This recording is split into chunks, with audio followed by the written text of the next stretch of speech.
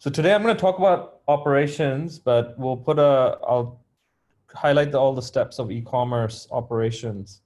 Um, so,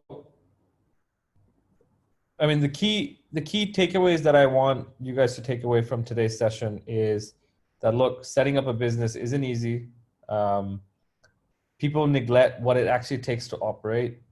There are many aspects of the business, and it's important to find members who are good. And planning is very important, especially around operation, sales, and then tracking and following data. So these are some of the key takeaways that I'd like for you guys to, understand on the operation side. So I'm going to get right into it. And the first aspect is sourcing. And basically, what's the most important thing is you need to source, for example, your suppliers, your service providers, and depending on the type of business you're in, and you need at least a minimum of 10. And the reason why I say that, I mean, you might need 30, 40, 50, 60, but at least start with a minimum of 10, because some people will perform, some people will not perform. And it's very important to have a supplier or partner assessment, and where you can understand them on a couple of different places. One is the price, the speed, the reliability. Price, speed, reliability matters on even service or product, and as well as quality. The lead time is, especially for if you're sourcing for manufacturers, you need to put that in. And from the get-go, you need to have a vendor registration process. The more structured you are, the better it is for you in terms of going forward. A lot of companies neglect this, and they go on, just contacting people. But once you start making a database, it will help you in the future. I mean, for example, physical goods providers, you can put your trade license, getting their information, office address, payment info, the type of vendor they are, the type of product they provide. Very useful information just to have, because later you'll need it. It's a way of, doing filtering.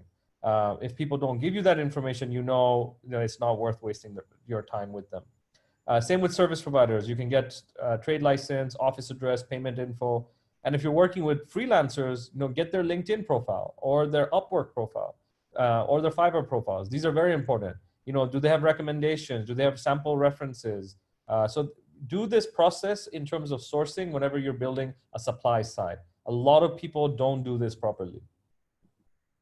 And then have a sample assessment format. Now, what I've shown you is basically, once you start your production, your e-commerce, and you're selling, assess your suppliers. How are they doing? How much commission? And then compare it month to month.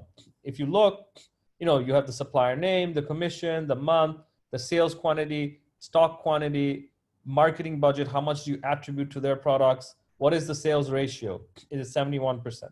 What is the sales to marketing ratio? And then quantity. Do they provide product photography? Do they provide, do you have new arrivals coming in? So this is very important to understand in how you assess your vendors and their products. Now, if you're a service provider, you can do something very similar as well, like their name, commission structure, how much time they're putting in, how much are they coming up with new products, like new content, or are they providing new services? So there's a lot of cool things you can do, but it's very important to have some form of assessment format that you can go over on a monthly or weekly basis.